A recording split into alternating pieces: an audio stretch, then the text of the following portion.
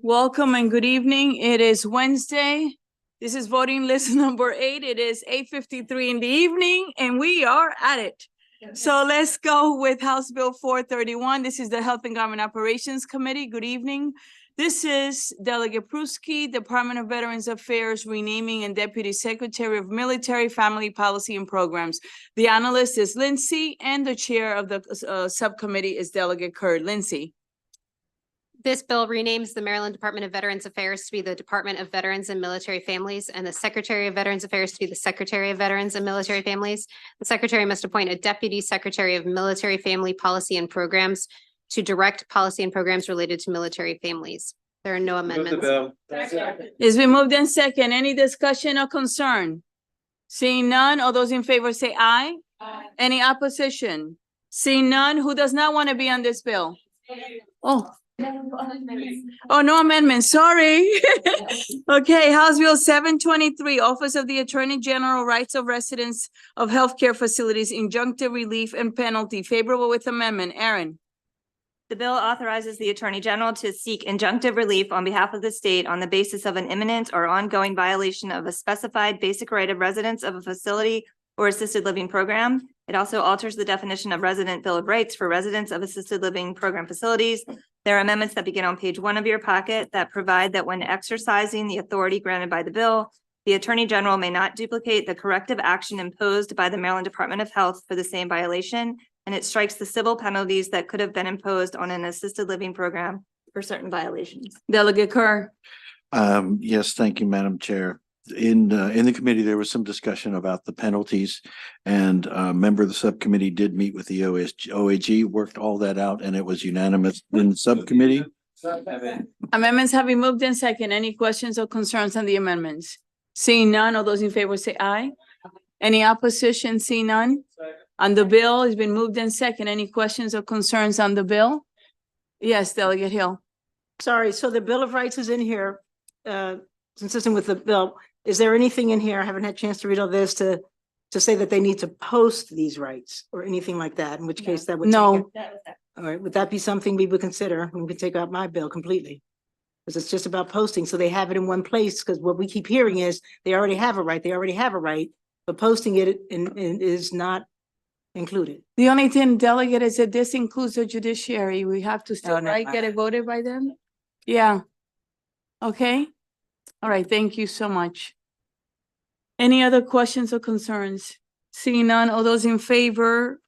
Aye. Was that the amendment of the bill? It was a bill. Okay, so all those in favor of the bill as amended say yes. Any opposition? None. All right. House Bill 87. If we can, it's a departmental bill. Yeah. No, it's a Office of the Attorney General. House Bill 878, Constitutional Officers Public Disclosure of Personal Information is favorable with amendment. It is Lindsay and Kurt. Lindsay. As introduced, the bill establishes a process by which a constitutional officer or immediate family member may request the removal of personal information that has been posted publicly on the internet or made publicly available through any other means. On receipt of such a request, the person who made the disclosure must remove the personal information as specified. A constitutional officer or family member who is injured by a violation of these provisions may bring an action for damages against the person who committed the violation. The amendments that begin on page 6 in your packet adopted in subcommittee expand application of the bill to members of the Senate and House of Delegates, clarifies that personal information does not include certain information, and establishes requirements for the request to remove a posting of personal information. Okay, Delegate Kerr. I'm in subcommittee, so I move the amendment. The amendments have been moved in second. Any questions or discussion? Delegate Olson. Thank you, Madam Chair. So I have some concerns with this bill. I get that everybody wants to do something so that we can look like we're protecting folks, but I don't think this bill actually does that. I think that we are dangerously close to violating people's constitutional right to free speech by telling them what they can and cannot post on the internet. I also think that if we really want this stuff down, the people that we should be telling to take it down are the companies that are hosting the sites like Google, Meta, Facebook, whatever all these other social media companies are. They're the ones that should be required to take it down, because you don't know if you're talking to a bot when some of this stuff is up or actual person. There's no real mechanism, in my opinion, to determine if it's a real person that posted it or a computer. And I just must say that, you know, a few years ago when there were protests at a certain justice's house, we weren't going through these lists.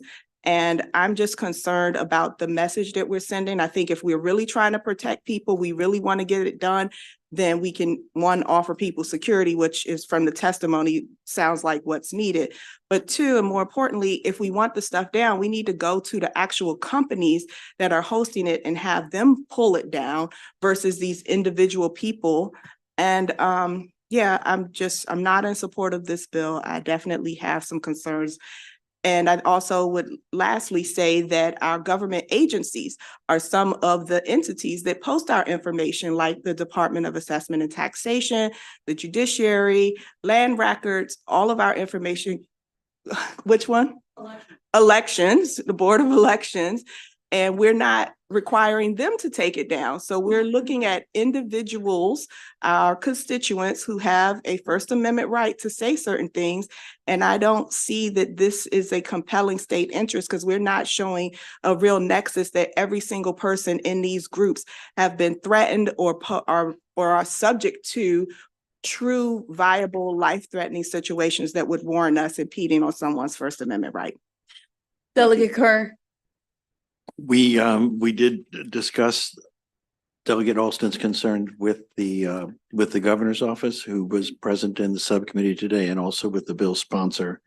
And while they are sympathetic to Delegate Alston's concerns, they reject her proposed amendment. And what will you say, Delegate Kerr, about the companies? I think the companies is a valid idea. I just don't think we. No, the Google, is there a Yeah. Supreme Court case? Oh, yes, there's a Supreme Court case resolving that. Okay, Delegate Rosenberg, can you address that? I would just say there, actually, I have a bill on election law that would have imposed a requirement on the platforms. And in light of AG's advice about the existing law and the upcoming Supreme Court cases, that there too this term, that we took all that out of the bill that would require the platforms to do anything for First Amendment reasons. Okay, so this is rich. So we're not putting it on the platforms because we're concerned about the platform's First Amendment rights, but we're going to put it on our constituents because we're not concerned about their That's First- not what he's saying. That's what I'm saying- asking. No, what he's saying is, for the record, that the Supreme Court is looking at that issue, and for us to pass something, not knowing what that decision is gonna be, is premature, and perhaps that's a bill for next year, once we know what that decision is, so that we don't do something that is improper. So that is the reason why that issue, because he had that bill, why that issue is not being addressed at this moment.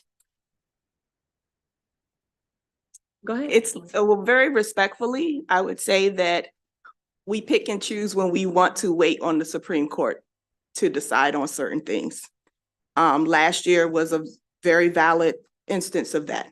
And I would say that if the real concern is we want to make sure that we're protecting people and we're not having this information up, then we should go to the people that actually have control over it and not have people going one-offing on people, and go after the companies, the Facebooks, the Meta, the big companies that are hosting it, and our own government agencies. There's no reason, no valid reason why we're not telling the government agencies to take our stuff down.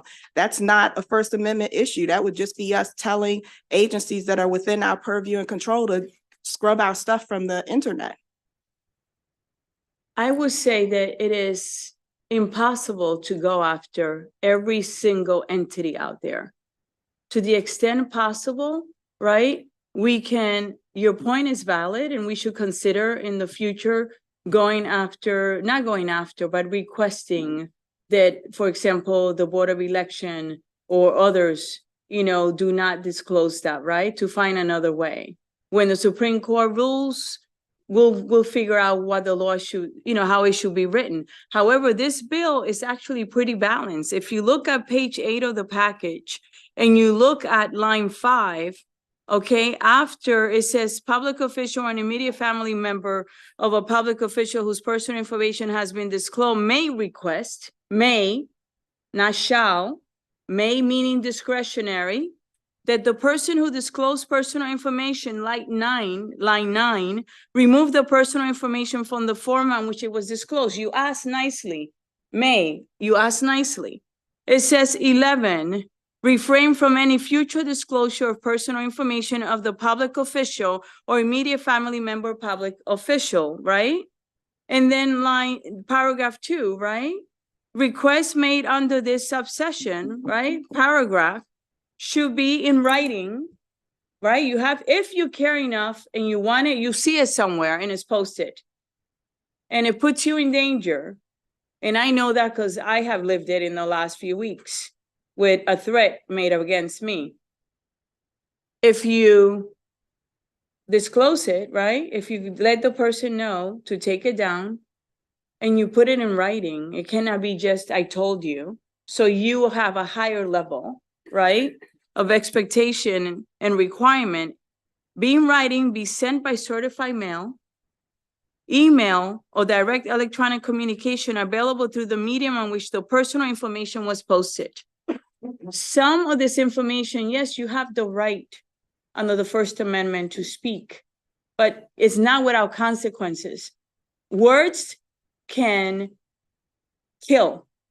You incite people. And I think that we live in a world that is so polarized that we have to have some standard and expectations. And then if you go to number 3, provide sufficient information to confirm that the requester is a public official, right? Immediate family member of a public official, and specifically identify the document. It's not just you said it, you said these words. You have to identify the document, the posting, or the publication with the personal information, right? So it does have some criteria. It's not just, I'm gonna just tell you not to do it. It has to be something that actually is considered harmful to that individual. So I would say I understand what you're saying, but I would dispute that the bill does nothing. Because it does something. Because if I find what was sent to me on that call somewhere posted, you bet your every dollar you have that I will use this and say, take it down. Because it's not just that person that I'm worried about, but it's a copycat and someone else coming after me. Okay.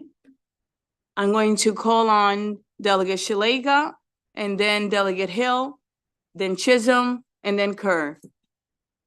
Thank you. I know we're here late and I won't belabor this, but 72 hours seems arbitrary. Secondly, what about screenshots?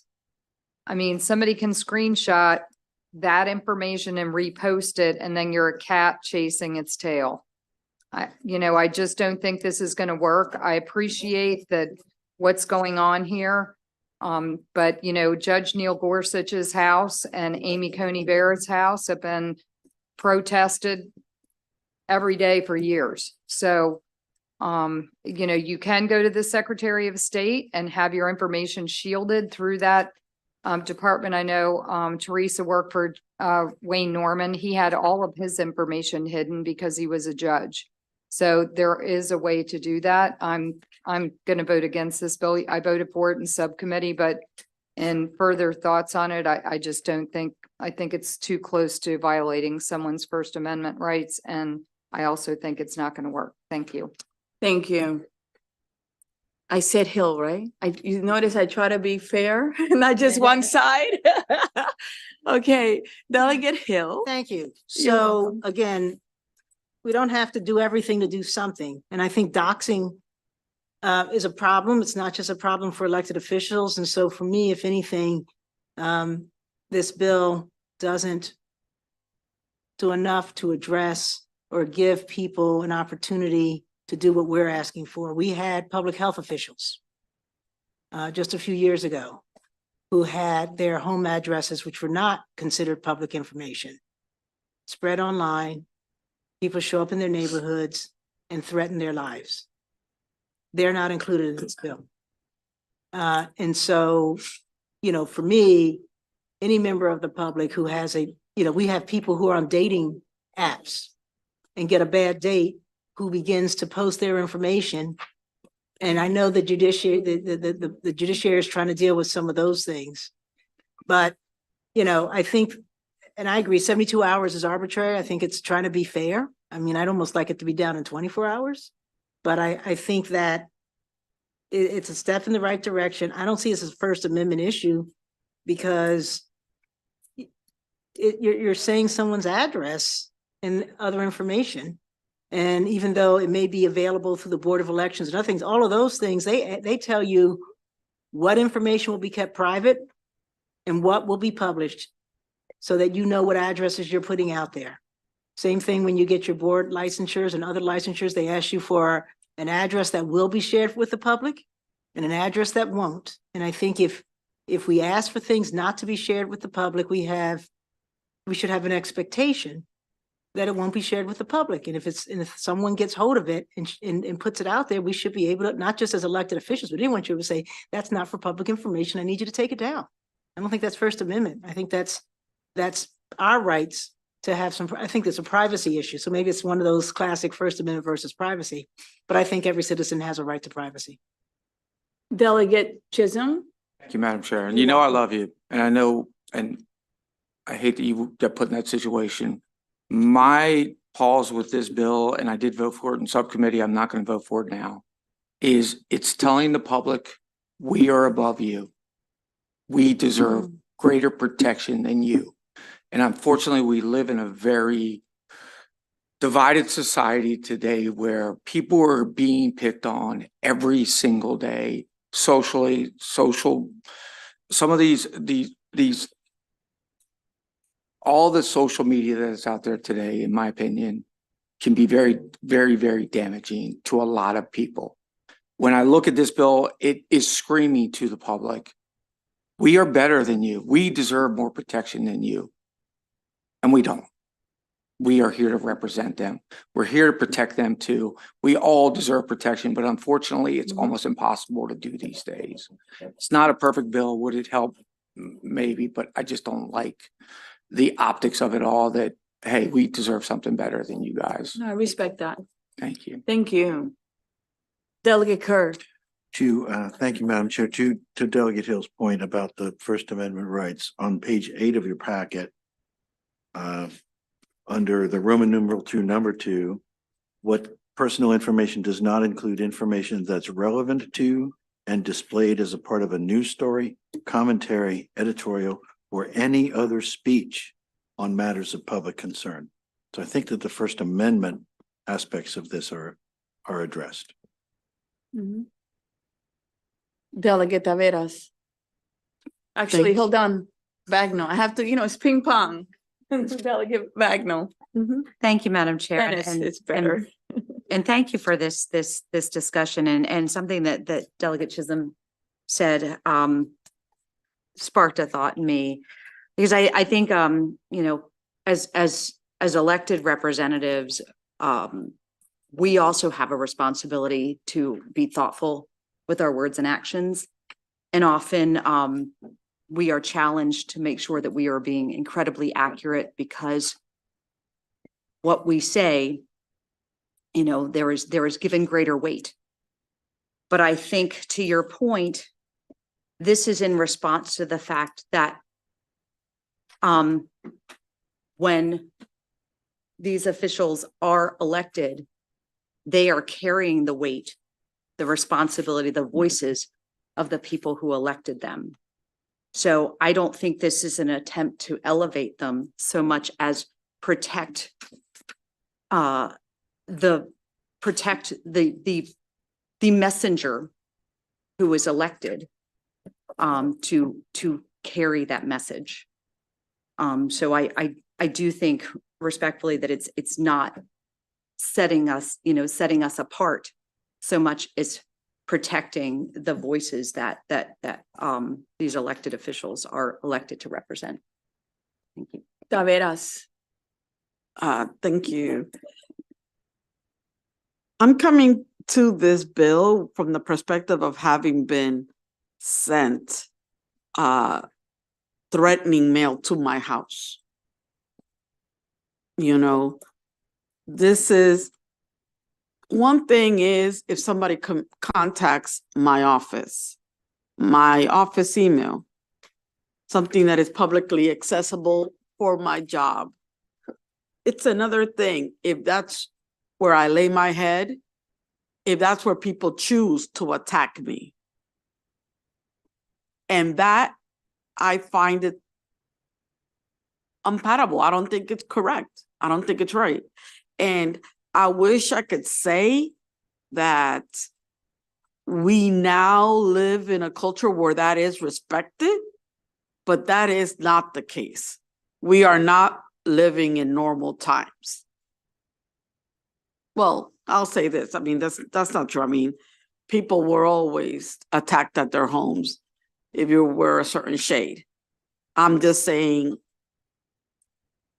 for me, in this role, this is something that it's something rather than nothing. I'll leave it there. And I appreciate the conversation that everyone is having. This is the place. There's no judgment here, okay? Regardless of how we feel. And I love you too, Delegate Chisholm. Delegate Rosenberg. The bill does allow and someone who asserts an injury to go to court. And so that makes it state action, which then means there is a First Amendment issue. But I would still come down on the side of that this is not impairing, because you would not win damages unless there was some action other than the posting. It would be more like the instance I think that the chair is referring to, her personal instance. Thank you. Delegate Banjari. Yeah, thank you. I know this is very sensitive issues, but in the meantime, I think we have to think two things. Number one is enhanced security for public officials because of the nature, the sensitivity of the work, and ensuring that personal security is not just about their individual safety, but also about maintaining the integrity and uninterrupted functioning of the state governance. That's number one. And another thing is like protection in a digital age. That's what those traditional protections, security of these officials is not enough when they're off duty or conducting personal business, because everything has been changed. So I know we could do a lot, but this is a good start. Okay, Delegate Olson. I just want to say that I respect what everyone is saying, and especially to my colleague, Ms. Taveras, because like the chair, you are aware, you were there when it happened with me. I too have received death threats, multiple death threats. My daughter's school, someone called and threatened to blow up her school. I had to leave work, rush to her school and get her, and it was a direct result of the work that I did here. I have not plugged up a phone in my house in over 10 years because of the threats that I received at my home. And so I get that it is a problem, but I strongly stand on the Constitution. I will say that I think this is an overreach, and there's case law, a recent one that the AG's office sent. We don't have an official opinion, and we all have our opinions. I'm sure this will probably end up being litigated.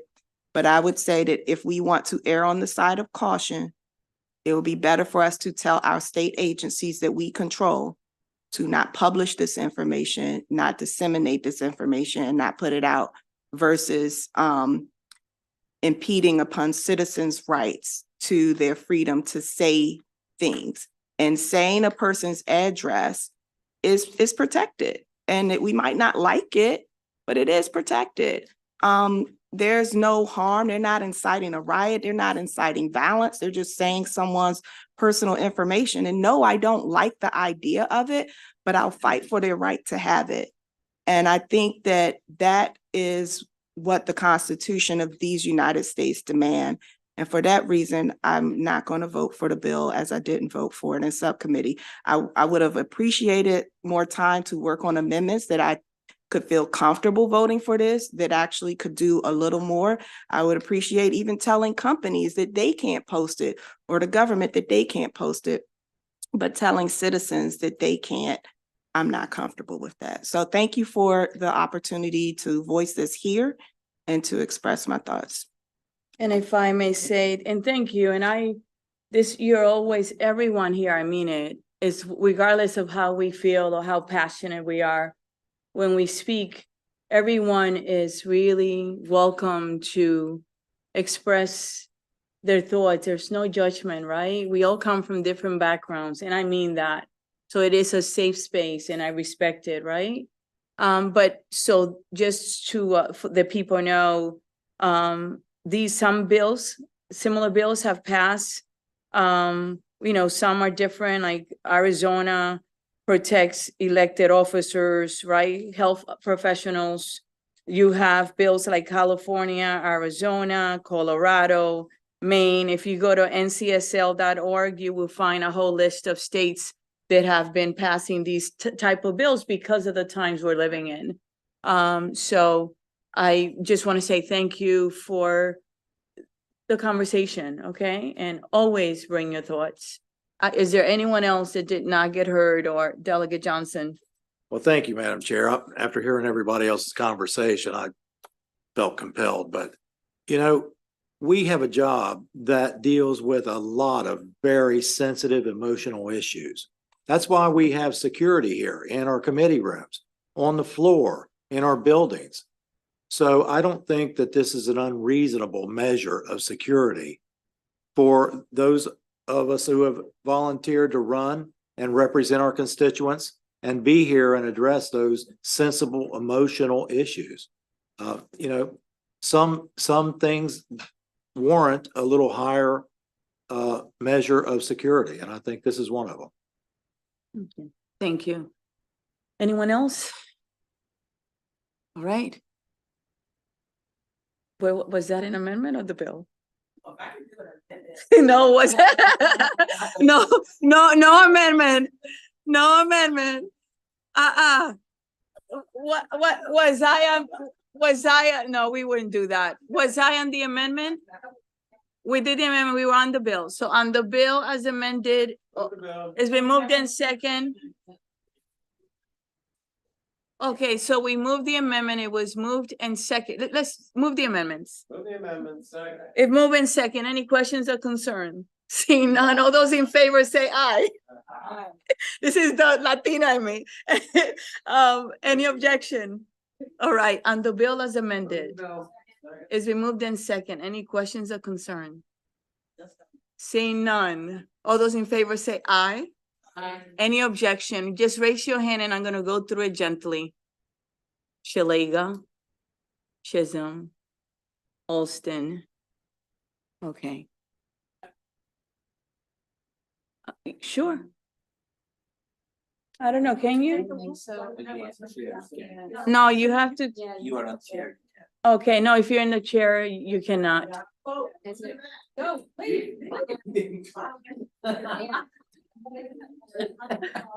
You vote no? Okay, Woods, no. All right, thank you for asking.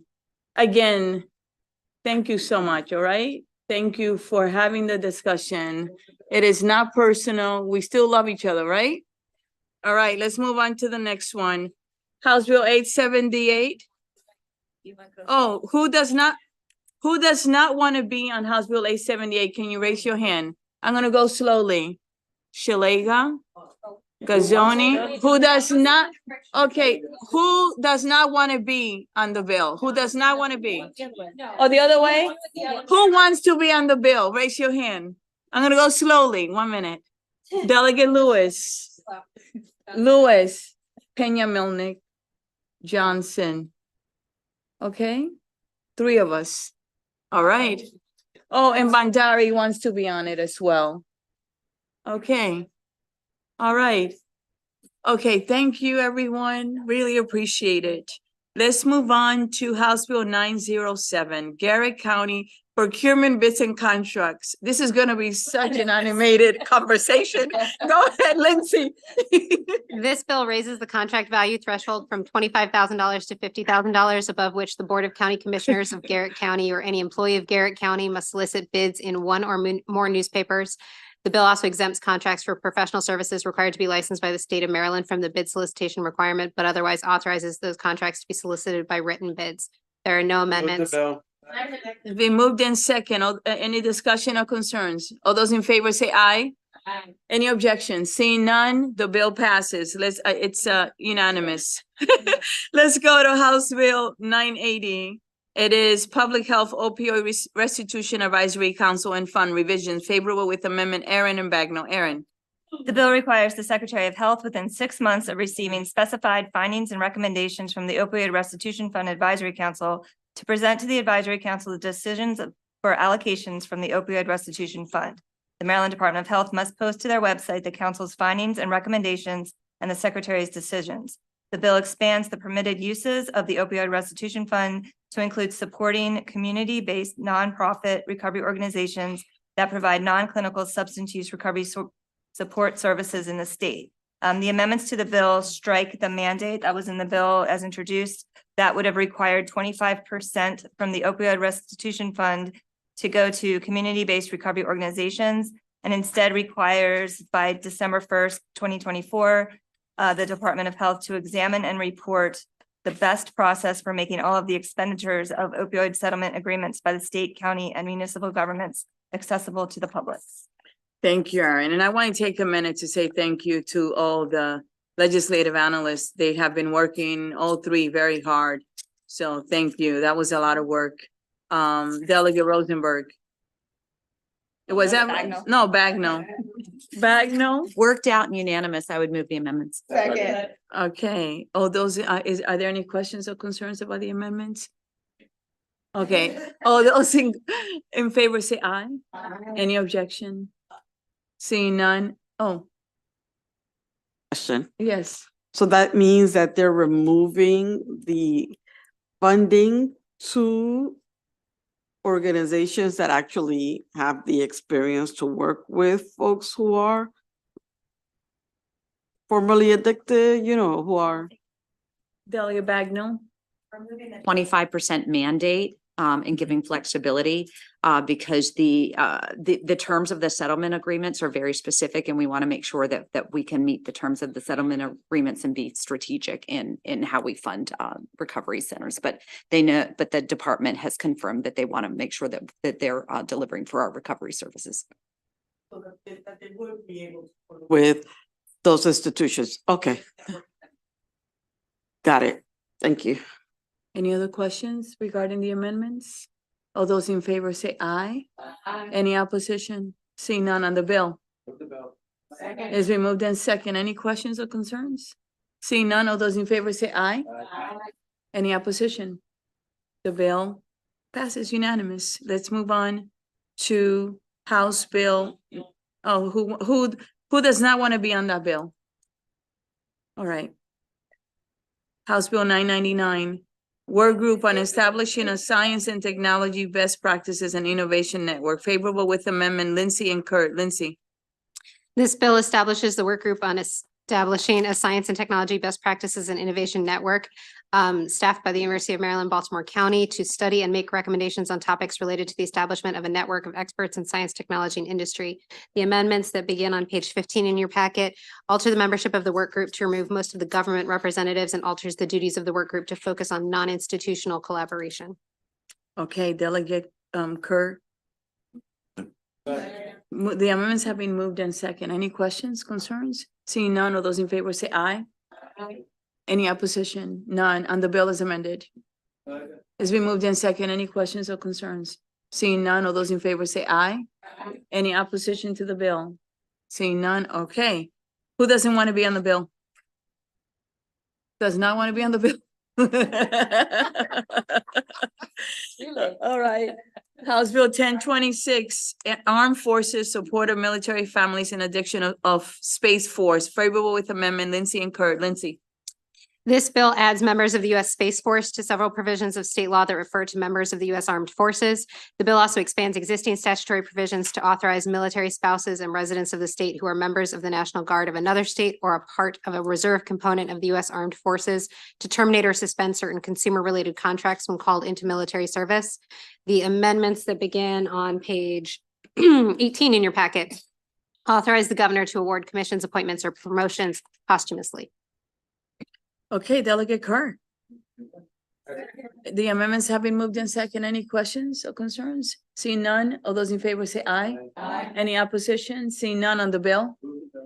It's been moved in second. Any questions or concerns? Seeing none, all those in favor say aye. Aye. Any opposition? All right, who does not want to be on the bill?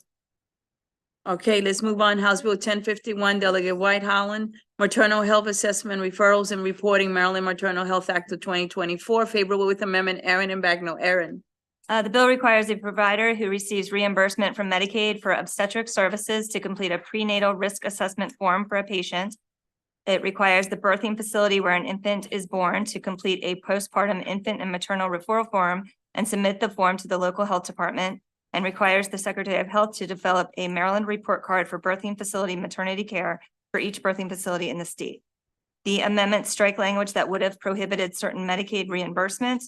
It alters the time frame within which a birthing center or hospital is to call a birthing parent after discharge following a high-risk pregnancy, clarifies the type of data to be included in the report card, requires a review of the report card at least once every 3 years, strikes a certain study to be conducted by the Department of Health, and instead requires each hospital and freestanding birthing center to participate in the Severe Maternal Morbidity Surveillance and Review Program, and it delays implementation of the bill until July 1st, 2025. Okay, Bagnell. White Holland did a great job bringing everybody together. It was unanimous. I would move the amendments. The amendments have been moved in second. Any questions or concerns about the amendments? Seeing none, all those in favor say aye. Aye. Any opposition? Seeing none. All right, it's been moved in second. Any questions or concerns? All those in favor say aye. Aye. Any opposition? Seeing none. All right. Who does not want to be on the bill? All right. Okay. And for that one, we are working on the fiscal note. The amendments take care of a lot of the fiscal, it took care of the fiscal note. Wonderful. All right, 1069, State Government Commission for Deaf, Deafblind, and Hard of Hearing, favorable with amendment, Lindsay and Kurt. Lindsay. As introduced, this bill would have established the Commission for the Deaf, Deafblind, and Hard of Hearing as an independent unit of state government. The amendments that begin on page 26 of your packet strike the bill as introduced and instead create a work group for the deaf, deafblind, and hard of hearing. The Office for the Deaf and Hard of Hearing is responsible for staffing the work group. And the amendment also specifies that the work group shall establish subcommittees as necessary to fulfill its duties and assign members as necessary to assist in the research and preparation of the work group's report. Move the amendment. Moved in second. Questions or concerns? Seeing none. All those in favor say aye. Aye. Any opposition? Seeing none on the bill. Is it moved in second? Any questions or concerns? Seeing none, all those in favor say aye. Aye. Any opposition? None. All right. Who doesn't want to be on the bill? All right, let's move on to House Bill 1092, Public Safety Answering Point Personnel, Training Telecommunications, Cardiopulmonary Resuscitation. Restitution.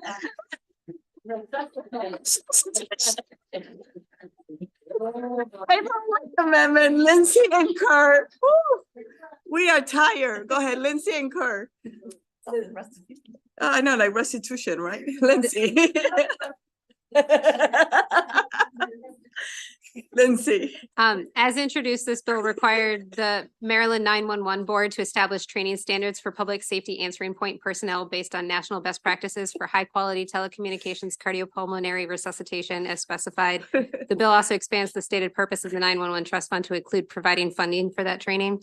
The amendments that begin on page 33 in your packet Remove the training standards requirement and authorizes the 911 trust fund to be used to fund telecommunications cardiopulmonary resuscitation. Say the word again. CPR.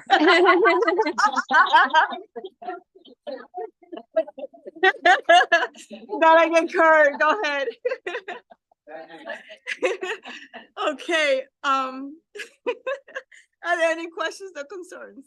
Seeing none, all those in favor say aye. Any opposition? Seeing none on the bill as amended. Is it moved in second? Any questions or concerns? Seeing none, all those in favor say aye. Any opposition? Okay, who does not want to be on the CPR bill? Okay, House Bill 1162, Delegate Rogers, 911, Specialist Recruitment and Retention Work Group. It was favorable with amendment. Lindsay and Kurt. Lindsay. This bill establishes the 911 Specialist Recruitment and Retention Work Group to identify and examine recruitment and retention challenges that affect 911 specialists in the state and make related recommendations. The amendment on page 34 in your packet adopted in subcommittee specifies that the work group shall review reports of the commission to advance next generation 911 in Maryland. All right, Delegate Kerr. The amendments have been moved in second. Any questions or concerns? Seeing none, all those in favor say aye. Any opposition? Seeing none on the bill.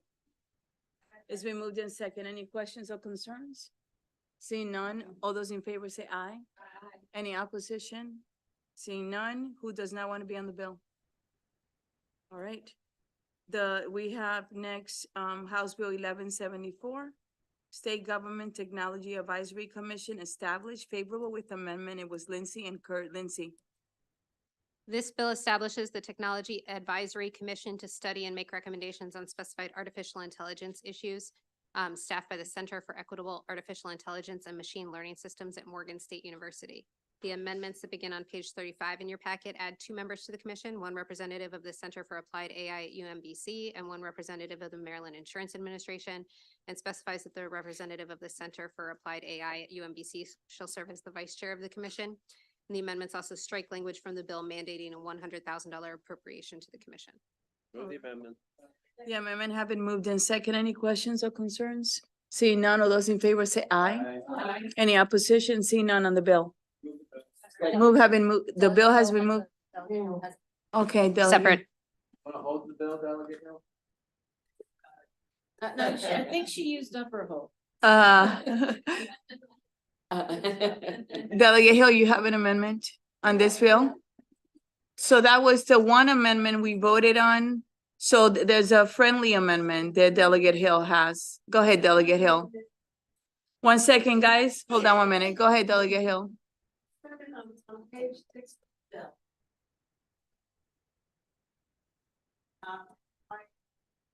11, where it says recommendations and oversight.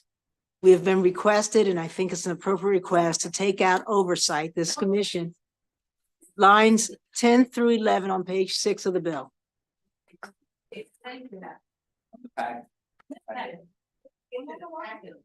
40 what in the packet? 40.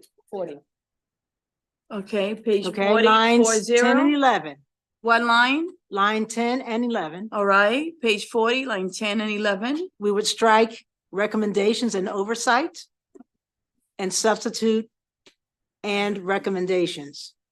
This is an advisory commission. It does not have oversight over what the state does. It will simply give advice. Second. The amendments have been moved in second. Any questions or concerns about it? Seeing none, all those in favor say aye. Aye. Any opposition to the amendments? Seeing none, all those in favor say aye. Aye. Okay, the bill as amended with all the amendments, including Delegate Hill's amendment. Any questions or concerns? Seeing none, all those in favor say aye. Any opposition? None. The bill passes. Who does not want to be on the bill? All right, the last bill of the night. House Bill, I have to say it, House Bill 1304, Maryland Department of Health and Department of Human Services, Earned Income Tax Credit Distribution of Information, favorable with amendment, Aaron and Bagnell. Aaron. The bill requires the Maryland Department of Health to develop a process to provide information about the availability of the state's earned income tax credit to individuals enrolled or participating in Medicaid, CHIP, the Qualified State Long-Term Care Insurance Partnership, and the Senior Prescription Drug Assistance Program. In addition, the Department of Aging is required to provide periodic training to the Maryland Access Point Network to raise awareness of the availability of the Earned Income Tax Credit. All right, Delegate Bagnell. Delegate Kaiser did great work. The amendments address the fiscal note, and I would move the amendments. Second. All right. Any questions or concerns on the amendments? They've been moved in second. All those in favor say aye. Bless you. Aye. Any opposition? None. Objection? None. On the bill as amended. Is it moved in second? Any questions or concern? Seeing none, all those in favor say aye. Any opposition? Seeing none, the bill passes. I just want to say thank you, everyone, for working your bills. Excuse me? Who does not want to be on the bill? Shalega? Okay. All right. So thank you, everyone. Please stay seated for a minute after we go down. Thank you so much for your hard work, staff.